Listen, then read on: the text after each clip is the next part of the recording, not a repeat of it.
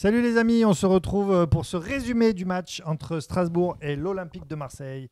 Belle victoire de l'Olympique de Marseille à l'extérieur, 2-0. Des buts de Dieng à la 62e minute. Voilà, un but magnifique avec une ouverture de Payet pour Luis Enrique, un centre et une retournée acrobatique de Dieng. Ça fait 1-0. Et puis ensuite, sur corner, tiré par Dimitri Payet. Tchaleta Tsar de la tête qui alourdit l'addition pour les Strasbourgeois. Ça fait 2-0. Une belle victoire. Et tiens, Amar, pour commencer, deux mi-temps bien différentes dans ce match. Ouais, alors un plan de Sampaoli a été mis en place. On le sentait au départ parce qu'on a vu des titulaires pas habituels. Ouais, étrange. Donc, étrange, voilà. Donc on a trouvé ça un petit peu étrange. N'était pas titulaire, Under n'était pas titulaire. Voilà. Ouais, mais Milik ce non plus. qui était intéressant, c'est qu'il y avait la recherche de faire un hold-up quelque part.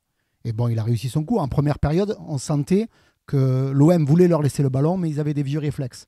Donc ils voulaient quand même garder la possession. Donc en première période, on a eu le sentiment de voir un vilain match, quoi, parce qu'on ne savait pas où on mettait les pieds. On a eu deux occasions, pas très franches, mais il y en a une quand même qui était pas mal franche. Et il y a eu une occasion aussi pour Strasbourg. Aussi, un but refusé pour un but refusé, voilà, qui aurait pu nous coûter cher.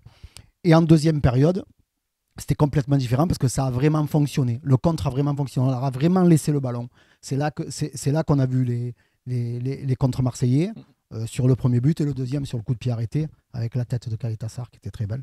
Et ce but magnifique de Dieng. Non, moi je suis content du coup de Sampaoli. Souvent on le critique pour ses changements un peu bizarres qui nous coûtent cher. Ouais. Mais là, on peut le féliciter quand même sur ce match parce qu'il a fait un bon coup. Titi, pour toi, c'est la victoire de Sampaoli ce match ? Bien sûr, parce que au départ, quand on a vu la composition d'équipe, on était un peu circonspect, ouais. On se posait beaucoup de questions, et puis c'est un match qui était à la base impronosticable pour nous, supporters de l'OM, parce qu'on n'était pas spécialement sur une très belle dynamique. Et puis finalement, on s'impose avec un peu, on peut dire sur la deuxième mi-temps avec la manière, puisque le but de Dieng est magnifique. Hein, donc, non, bravo à Sampaoli sur sa compo, sur ses choix. Sur son culot surtout. Oui, son culot. Et puis, faut le laisser travailler. Et puis, je pense que ce soir-là, avant le match de 21h, nous sommes deuxième. Et puis, on va essayer de garder la deuxième place jusqu'à la trêve déjà. Et puis, on va passer Noël au chaud. Ouais, c'est ça qu'il faut retenir quand même. C'est quand même la belle opération, cette victoire, puisqu'on est deuxième avec un match en retard, le match contre Lyon. Sachant que Rennes a perdu. Et que voilà, il faudra défendre cette deuxième avec place. Un match en moins. Oui, c'est ça. Oui. Parce qu'on a un match à jouer contre Lyon. Surtout un match en moins. On ne sait pas quand. Voilà. Tiens, on va parler un petit peu des joueurs. Pour vous, qui est la star du match? Tiens. Pour moi, il y en a un qui était un cran au-dessus, c'était Payet. Payet, sur ce match, il était un cran au-dessus parce que il a pratiquement pas perdu le ballon. Il avait un jeu juste. Il a donné pas mal de ballons aux attaquants. Il était dans un poste idéal par rapport à ce format, par rapport au format du contre. Donc, il jouait à 2 touches de balle quand il y avait un contre et il gardait son ballon quand vraiment l'OM montait un petit peu au pressing. Donc, il était très intéressant. Payet, c'était l'homme du match. Titi, pour toi, la star du match? Oui, Payet, bien sûr, bien entendu. Puis après, on peut mettre Dieng aussi, puis on peut mettre aussi Camara. Par sa solidité défensive aussi sur les attaques strasbourgeoises. Non, je pense qu'on a fait un bon match collectif, un résultat d'ensemble très satisfaisant par rapport aux dernières prestations que l'équipe avait fournies contre Brest, contre Troyes. Et finalement, quand on s'aperçoit qu'on joue mieux à l'extérieur, quoi. C'est vrai. Ouais, moi, je mettrais Payet aussi en star du match, mais je vais noter aussi le match de Tchaleta Tsar, qui fait quand même un super match qui, en plus, met ce but de la tête. Et ne pas oublier aussi Paul Lopez. Et Paul Lopez, qui a fait notamment un arrêt décisif. Enfin, il en a fait plusieurs, mais il y en a un qui était vraiment chaud sur une frappe d'Ajorc. Le Pébron du match, tiens, pour vous. Écoute, s'il n'avait pas mis ce but Dieng, j'aurais pu mettre Dieng. Ah ouais. mais je vais mettre Luis Enrique. Luis Enrique. Qui fait quand même la passe décisive. Qui fait quand même la passe décisive, qui a pas touché tellement, pas tant de ballons que ça, en fait, c'est vrai. Mais il manque encore ce petit truc et Et j'ai envie de lui mettre ça pour le motiver un petit peu s'il m'entend, tu vois, parce que non, mais c'est vrai, c'est dommage parce qu'on sent ses qualités, on sent sa puissance, on sent tout ça. Mais sur ce match-là, il aurait pu mieux faire, beaucoup mieux faire. Et un petit cran au-dessous, Titi, ton pébron du match, toi? Luis Enrique, pareil, c'est trop timide, trop timoré dans le jeu.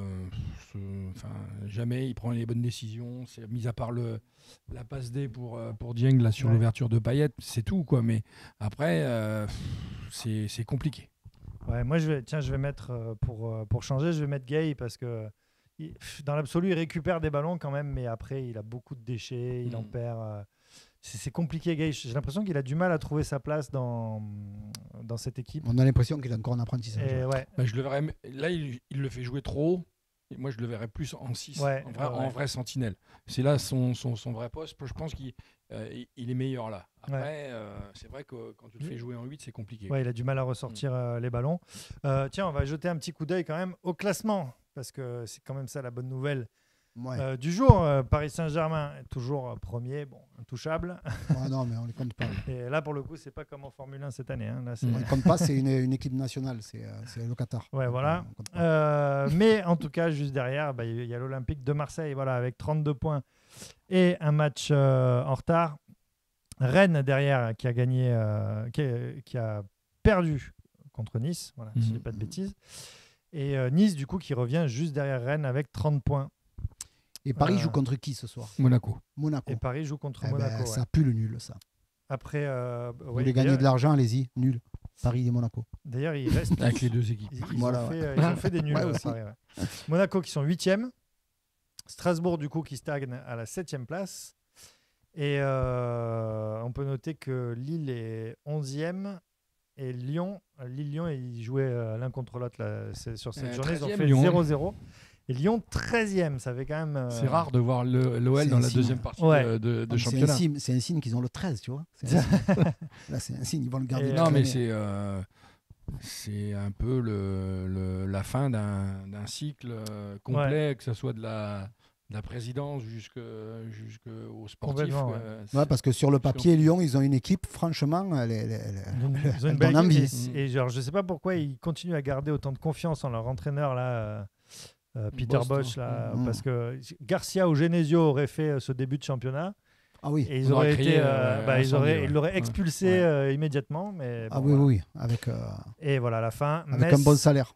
Metz, Lorient et Saint-Etienne qui a encore perdu. C'est la catastrophe complète pour Saint-Etienne avec 12 points. Effectivement, jusque-là, ils avaient encore la possibilité de revenir. Ils étaient à 1 ou 2 points. Mais là, ils sont à 3 points maintenant. Et même à 4 du premier non relégable. Donc voilà. Pour le classement, avant de se quitter, on va donner une petite note à ce match en Aioli. Allez, Amar, ta note en Aioli. Franchement, pour la première période, c'est vrai que c'était compliqué. Après, on a pris beaucoup de plaisir. 4 Aioli. 4 Aioli pour Amar, une note généreuse. Sur 5, tu sais, c'est sur 5 Aioli. C'est sur 5, Sur 5 Aioli. J'ai mis une bonne note quand même. Tu mets une belle note, oui. Ouais, c'était un peu généreux. Ouais. Non, mais on a passé un bon moment. Oui. Amar, il ralasse de l'Aioli, quoi. Voilà, je ralasse. Je paye, ça veut dire en arabe. Comme il parle souvent arabe. 3,5. 3,5 Aioli, ouais. Donc tu mets un aioli, on dit un ou une aioli maximum. Un aioli, un aioli. Et tu mets des œufs, tu mets un peu de chou-fleur, c'est ça. Et moi je mets 3 aioli et avec un peu de morue, quoi, tu vois. C'est moi le plus généreux. Un bon moment, vous avez vu ce but qu'on a vu ce soir quand même. C'est vrai. On n'en voit pas souvent. Hein. C'est vrai. Mais des ciseaux acrobatiques comme ça. Mais la première mi-temps, c'est vrai qu'elle a un peu ça c'est sûr. Il a dit. Elle a un peu plombé l'aioli, tu vois. La première mi-temps, il y avait mis trop de vinaigre. C'était l'apéro là, c'est pour ça. Merci beaucoup les amis d'avoir fait ce live et ce résumé. On se retrouve le mercredi 22 à 20h50 en direct sur le Tarpimbien pour le match contre Reims, le dernier de l'année. Et voilà, et moi je vous retrouve demain sur Radio Star à 19h pour mon OM à moi, où on débriefera tout ça en long, en large et en travers. C'est bien de finir sur Reims parce qu'il y aura le football champagne pour les fêtes. Bien vu. On se quitte là-dessus. Merci beaucoup les copains et à bientôt. Ciao. Ciao.